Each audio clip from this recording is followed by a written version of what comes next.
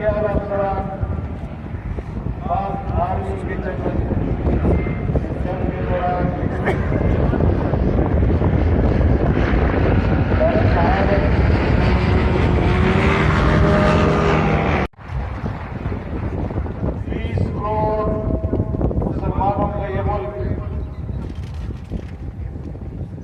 Nuclear power है, दुश्मनों से खत्म नहीं हो पा रहा। कई ममालिक दहशतगर्दी की जद में है, लेकिन मैं तमाम सिक्योरिटी एजेंसीज को खराज तहसीन पेश करता हूं।